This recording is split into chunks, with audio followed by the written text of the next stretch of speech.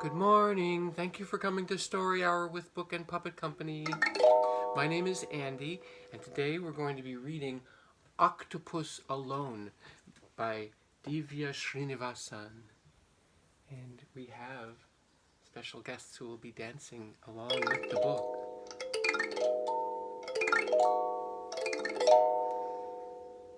Would you like to be alone?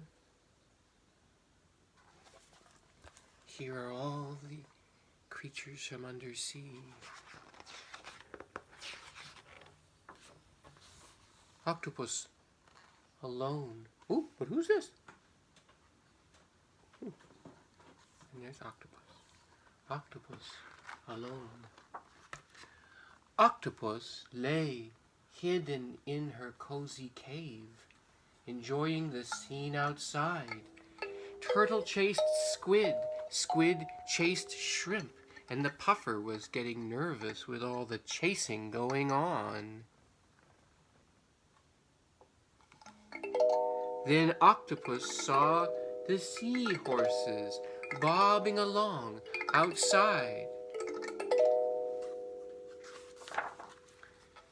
One little one peeked in, then another and another. The seahorses found Octopus fascinating, but she was shy and did not like to be noticed. She tried to shoo them away, but they thought she was playing, so they played too.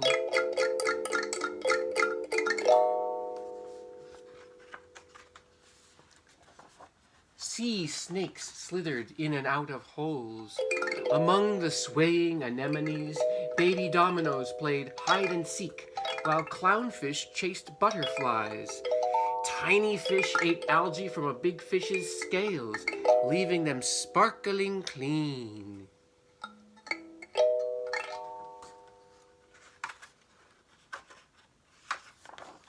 Octopus was about to pounce on a juicy lobster when she saw the seahorses coming her way. She went perfectly still. Shh! The lucky lobster slid into a crevice. When the seahorses weren't disturbing her, they were delightful to watch. They wiggled and twirled, and one even did somersaults. It looked like so much fun. It was hard for Octopus to keep still, but she did. And the merry seahorses moved on.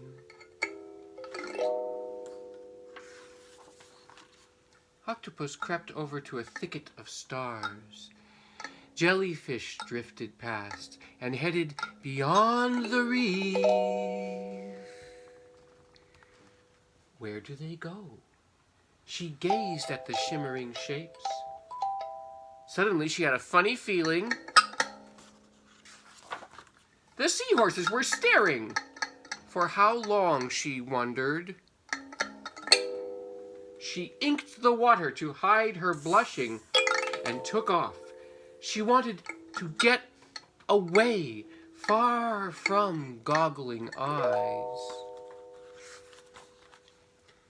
After a while, she spied something interesting, a box full of delicious crabs.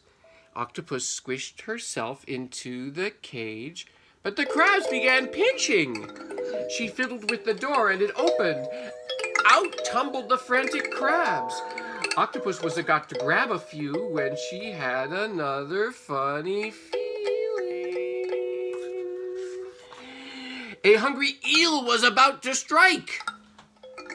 Octopus squirted a cloud of ink and swam and swam and swam. When she finally stopped, she was far beyond the reef. Here the water was gloriously empty, and no one was watching, no one to hide from.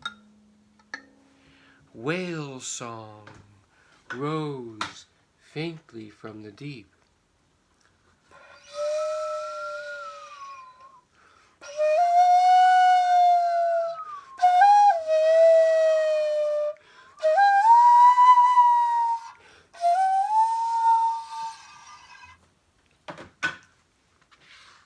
Emma. Hi, Sophie.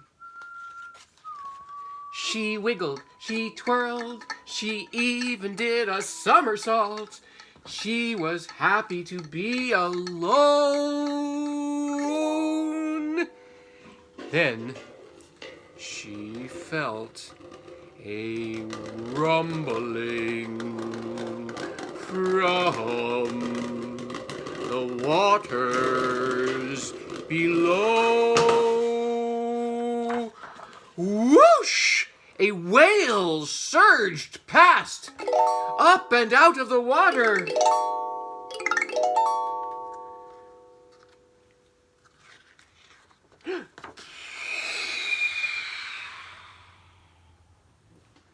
It's a very big whale.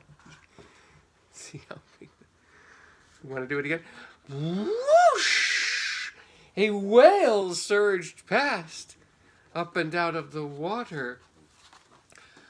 Octopus nestled into a nook and found herself in a cave, much like her own, except this one was far away from everyone and everything. The whale crashed back down. Ah! Where's my crashing? The whale crashed back down, leaving a magnificent storm of bubbles.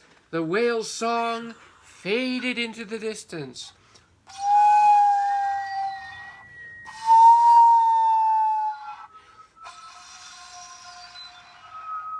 Until all was quiet. Exhausted, Octopus fell asleep.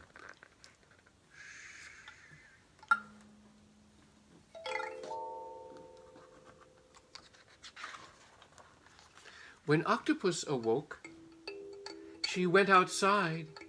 A lone jellyfish drifted past. No one was around to disturb her in that wonderful, quiet place. But after some time, she began thinking about the lively reef with its graceful anemones and slinking sea snakes.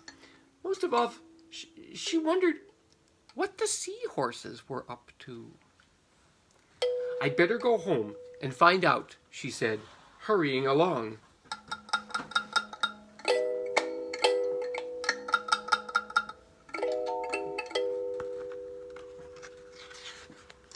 You can see that she's going past the clownfish, past where the crabs were, past the hungry eel.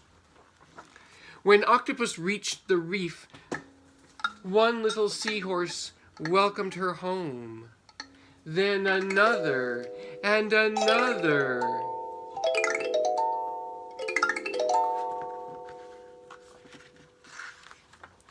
Octopus was glad to be back with her friends. There's Octopus with all her friends. Thank you, friends. Thank you, Octopus. And that is the story of Octopus Alone. Well, I think we have time for another story. So we're going to have another story right now, because that story was not so long, so we can have another story. And I think the another story that we're going to have is this one,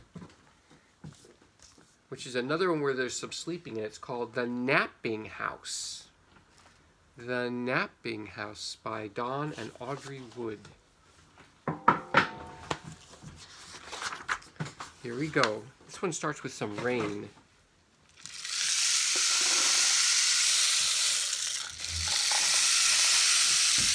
Has there been a lot of sleeping in your house recently? Or is everybody just jumping and jumping and very wakeful? Hi, Tony. Hi. Did you come for the napping house? I was taking a nap and I heard some noise. Oh, I'm sorry. And I thought maybe there was a puppet show. I didn't mean to wake you up. There is going to be a puppet show.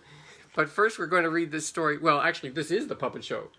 There is a house, a napping house, where everyone... Do you mind if I pet you? Where everyone is sleeping. Is the house sleeping? The house is sleeping too. If you look closely at the house, you can see that even the house seems to be sleeping. And in that house, there is a bed, a cozy bed in a napping house where everyone is sleeping. You can say that word with me if you want. Sleeping.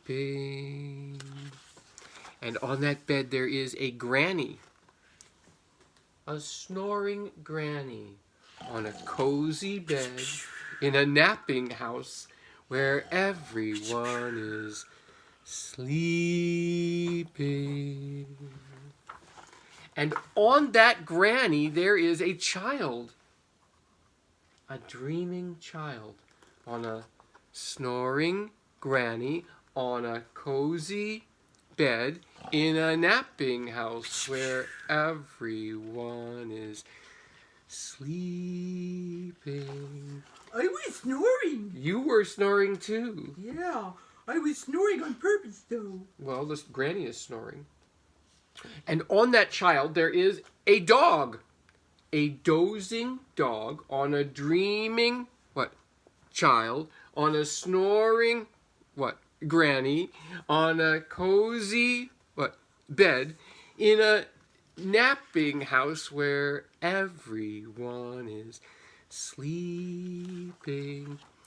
And on that dog there is a cat, a snoozing cat on a dozing dog, on a dreaming child, on a snoring granny, on a cozy bed in a napping house where everyone is sleeping. And on that cat there is a mouse. A slumbering mouse on a snoozing cat, on a dozing dog, on a dreaming child, on a snoring granny, on a cozy bed in a napping house where everyone is sleeping. And on that mouse there is a flea. Uh-oh, Can it be a wakeful flea? Uh-oh. On a slumbering mouse. The flea's awake. On a snoozing cat. On a dozing dog. On a dreaming child. On a snoring, granny. On a cozy bed. In a napping house where everyone is sleeping. A wakeful flea who bites the mouse. Whoa. There goes the mouse. Look at this. The mouse is very surprised. I would be surprised. I know. I got bitten by a flea. If you got bitten by a flea, and who scares the cat? Uh-oh. Meow. Can you make that sound? Meow. Who claws the dog? What does the dog say? Ouch. Oh, that's right. Who thumps the child? What does the child say? Who bumps the granny? Those are my noises. They're very good noises. Who breaks the bed? What's the sound of the bed breaking? Whoa, good job, Tony. Who breaks the bed in a napping house where no one now is sleeping. Oh, 'cause of a flea? The flea did it, and everybody's outside running around, and there's a rainbow. I know a poem about a flea. What flea poem do you know? It goes like this. Yeah. A flea and a fly in a flue were in prison. So what could they do? Said the flea, let us fly. Let us flee, said the fly. So they flew through a flaw in the flue. The end. Woo! That's so beautiful. Thank you so much, Tony. I didn't make it up. I wouldn't have known. And so now this is the end of our story hour. So let's look at the books we read. First, we read Octopus Alone, and by Divya Srinivasan, and then we read The Napping House by Don and Audrey Wood. And now we have. I need to hug you. Oh, thank you. And now we have a puppet show tomorrow afternoon. And tonight we have Mangled Myths for grown-ups. And story hours are Monday through Saturday, either at 10:30 or at 2:30 on Facebook. And if you sign up for our Patreon, we also have additional story hours and puppet shows at 10 and at 2. So thank you for coming for story hours so much, and I hope to see you again. Let me hug you again. Oh, yay! Whee!